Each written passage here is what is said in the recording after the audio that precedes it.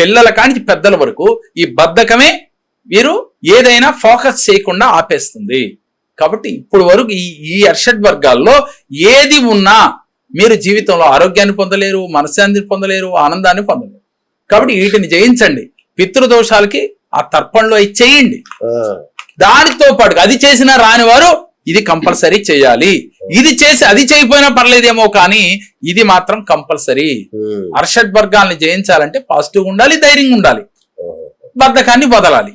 ఇలా ఎవరైతే చేస్తారో 100% పితృదోషాలు తొలగిపోతాయి. అలాగే ఆరోగ్యాన్ని పొందుతారు. ఏ వ్యక్తికి అయితే ఆరోగ్యం ఉంటుందో, ధైర్యం ఉంటుందో, వారు కోరుకున్నది ఏదైనా ఈజీగా మేనిఫెస్ట్ చేస్తారండి, దక్కించుకుంటారు. సూపర్. మామూలుగా పెద్దలు చెప్తారు బ్రహ్మ ముహూర్తంలో లేవాలి, బ్రహ్మ ముహూర్తంలో చాలా పనులు చేయాలని చెప్తారు. సో ఏ పనులు చేస్తే బ్రహ్మ ముహూర్తంలో మన శరీరంలోని నవగ్రహాల్ని సమతుల్యం చేయొచ్చు? మంచి క్వశ్చన్ అడిగారు. వాస్తవంగా ఏంటంటే బ్రహ్మ ముహూర్తం, అసలు ఈ బ్రహ్మ ముహూర్తం అంటే ఏంటో జనాలు అందరికీ తెలిసే ఉండొచ్చు, చాలా వీడియోలు చూశారు కాబట్టి. ఇది బ్రహ్మ ముహూర్తంలో బ్రహ్మదేవుడు సరస్వతీదేవి విహరించే సమయం అంటారండి. మరి ఎంతమంది తెలుసో నాకు తెలియదు. తెలీదు. అంటే బ్రహ్మ ముహూర్తం అంటే 4:30 నుంచి 5, 5:30 నుంచి 6 ఇలా చెప్పుకుంటూ పోయాం. 3 దాటిన నుంచి బ్రహ్మ ముహూర్తం రకరకాలుగా అనుకుంటారు. 3 నుంచి ఇలా చెప్తూ ఉంటాం. కానీ వాస్తవంగా బ్రహ్మ ముహూర్తం అనే పేరు ఎందుకు వచ్చింది అనంటే బ్రహ్మదేవుడు సరస్వతీదేవి ఈ సమయంలో విహరించే సమయం అంటది. అందుకే దాని పేరు బ్రహ్మ ముహూర్తం అని మన పెద్దలు చెప్పినట్లుగా పురాణంలో మనకి చెప్తూ ఉన్నారు. అయితే ఈ బ్రహ్మ ముహూర్త సమయంలో ఎవరైతే నిద్రలేచి ఈ మాటల మనసులో అనుకుంటే ఆ రోజంతా చేసే కర్మ మీకు అద్భుతాలు సృష్టిస్తుంది. ఏమనుకోవాలి? వాస్తవంగా బ్రహ్మదేవుడు సరస్వతీదేవి అంటే సృష్టికర్త కదా బ్రహ్మ. సరస్వతీదేవి ఏంటి? జ్ఞానాన్ని ప్రసాదించే తల్లి. ఇక్కడ వీళ్ళిద్దరే మనకు కావాల్సింది. జ్ఞానం ఉన్న చోట అన్నీ ఉంటాయి. కాబట్టి జ్ఞానం కావాలి, సృష్టికర్త అని బ్రహ్మ విహరిస్తున్నారు. ఆ సమయంలో మీరు నిద్ర లేచి మీరు పొద్దున్నే లేచి నేను తల్లి నాకు డబ్బు కావాలని అడగకూడదండి. అక్కడ చాలా మంది లా ఆఫ్ అట్రాక్షన్ లో నేను కూడా చెప్పుంటాను చాలాసార్లు, పొద్దున్నే లేచి డబ్బు కావాలి, నీకు ఊహించిన మార్గాల ద్వారా ధనాన్ని ఇవ్వు అని మనందరం చెప్తూ ఉన్నాం. కానీ ఈ ధనం వచ్చింది, కానీ ధనం నిలుపుకునే శక్తి ఏది? ఆ ధనం నిలుపుకునే శక్తి ఎప్పుడు వస్తుందండి? మీకు జ్ఞానం ఉన్నప్పుడు వస్తుంది, తెలివితేటలు ఉంటే వస్తుంది. డబ్బున్నంత మాత్రాన్ని నిలుపుకోవాలని లేదు కదా. ఎంతో మందిని చూసాం మనం. అందుకని అమ్మా నాకు జ్ఞానాన్నివ్వు, డబ్బుని ఆకర్షించే శక్తినివ్వు, అలాగే నాలో ప్రతి సెకను ధైర్యంగా ఉండే స్థితినివ్వు అని అడిగితే చాలండి. 3 మాటలు. ఎందుకనంటారా? ధైర్య లక్ష్యం ఉంటే అష్టలక్ష్ములు మీ దగ్గర ఉంటాయని చెప్పాం కదా. జ్ఞానం ఉంటే దేన్నైనా తెలుసుకుని ఆచరించే శక్తి ఉంటుందని చెప్పాం కదా. ఇకపోతే మనం అడిగింది 3 మాటలు. అమ్మా జ్ఞానాన్నివ్వు, నాకు ఏం కావాలి? రెండవది అదృష్టాన్ని ఇవ్వు అని అడగకూడదండి. ఫస్ట్ అడగాల్సింది మనం ధైర్యం. ఓకే, ముందు జ్ఞానమే అడగాలి.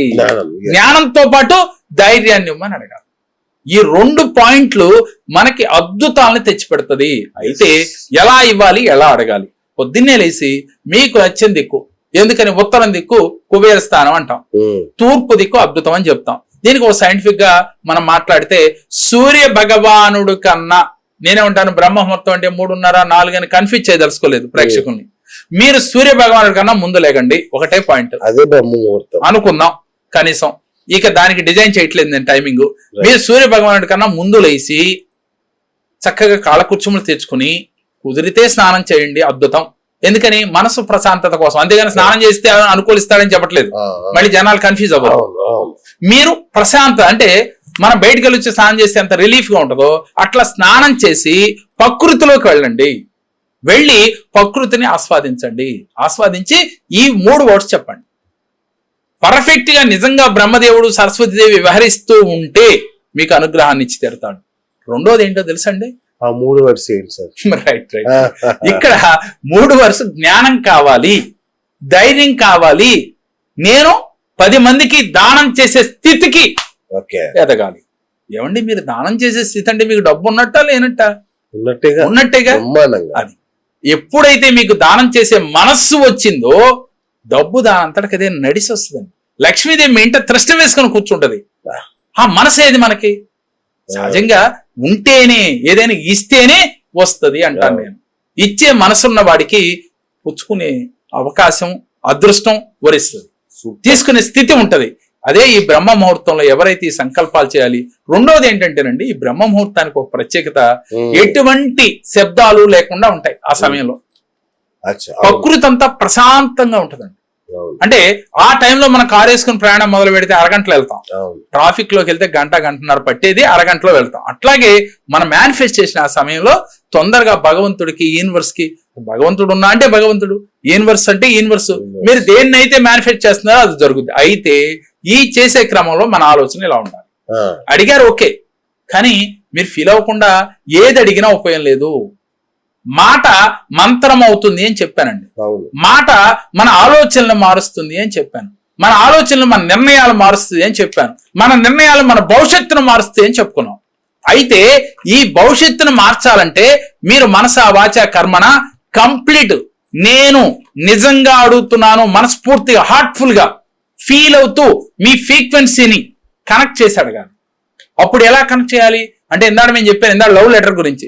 ఎలా అయితే లవ్ చేసేటప్పుడు మీ ఫీల్ ఎలా ఉంటుందో, మీ బాడీలో ఒక రకమైన ఆ ఎనర్జీ లెవెల్స్ ఉంటాయి చూడండి, ఆనందం, అంతటి ఆనందంతో రియల్ గా ఫీల్ అవుతూ అడగాలి. అప్పుడు మాత్రమే మేనిఫెస్టేషన్ జరుగుతుంది. చాలా మంది లా ఆఫ్ అట్రాక్షన్ లో అందరం చెప్తున్నాం ఇలా చేయండి అలా చేయండి అని. కొంతమందికే జరుగుతున్నాయి, కొంతమందికి జరగట్లేదు. దానికి కారణం ఏంటి? మీ ఫ్రీక్వెన్సీ కనెక్ట్ అవ్వట్లేదు. రెండోది, ఈ ఫ్రీక్వెన్సీతో పాటు ఈ మూడిటిలో చివరి పదం అని చెప్పానండి, చారిటీ చెయ్యాలి. అలాగే దీనితో పాటుగా కృతజ్ఞత కలిగి ఉండాలి. ఎవరిపైన కృతజ్ఞత కలిగి ఉండాలి? మీకు ఇప్పుడు వరకు సహాయ సహకారం అందించిన వారిపైన, ఈ జన్మనిచ్చిన తల్లిదండ్రుల పైన, మీరు నమ్మే దైవం పైన కృతజ్ఞత కలిగి ఉండాలి. ఆ కృతజ్ఞత లేకుండా మీరు ఎన్ని మేనిఫెస్టేషన్ చేసినా ఉపయోగం లేదు. కృతజ్ఞతతో పాటుగా సహాయం చేయాలనే ఆలోచన కలిగి ఉండాలి. లేనివాడికి మీరు గనక దానం చేస్తే మీరు ఉన్నవాడిగా ఫీల్ అవుతున్నారు కదా. నిజంగా ఉన్నవారో లేనివారో పక్కన పెట్టండి, మీ మేనిఫెస్టేషన్ మీరు ఉన్నవాడని ఫీల్ అవుతున్నారు. ఉన్నవాడికి భగవంతుడు ఇస్తాడు, లేనివాడికి మీరిస్తే. ఇదే లా ఆఫ్ అట్రాక్షన్ లో మనం నేర్చుకోవాల్సింది. సూపర్ సూపర్ గురించి. ఇక క్షమాగుణం. ఈ క్షమాగుణం లేకపోవడం అనేది మన చక్రాస్ని ఏమైనా ప్రభావితం చేస్తుందా? రైట్ అండి. ఇక్కడ క్షమాగుణం అంటే క్షమించే గుణం. లేకపోతే మనకి 7 చక్రాలు తెలుసు, 7 చక్రాలను అనుసరించి 114 చక్రాలు ఉంటాయనే విషయం అందరికీ తెలుసు, నేనేం చెప్పనక్కర్లేదు. ముఖ్యంగా మెయిన్ 7 చక్రాల గురించి చూద్దాం. మూలాధార చక్రం నుంచి సహస్రార చక్రం వరకు. ఇప్పుడు దాని గురించి అందరికీ తెలుసు కాబట్టి వివరించలేకపోతున్నాను, కానీ టైం మనకి చాలా తెలిసిపోయింది కదా చక్రాల గురించి. అయితే ఈ చక్రాల్లో మనకి మూలాధార చక్రం చాలా ఇంపార్టెంట్ అండి. అక్కడ కుండలిని మాత కొలువై ఉంటది. ఈ కుండలిని మాత సహస్రారాకి చేరటానికి అనేక మార్గాలండి. ధ్యానం చేస్తాం, మనం ధ్యానం చేస్తాం, ప్రతినిత్యం పాజిటివ్ గా ఉంటాం, రకరకాల హఠ యోగం, ఎన్ని యోగాలు ఎన్నో చేస్తూ ఉంటాం. కానీ చేరుకోవడానికి చాలా సమయం పడుతుంది. ఎందుకని? మీరు ఎన్ని యోగాలు చేసినా ముందు మీ లైఫ్ స్టైల్ మార్చుకోవాలి.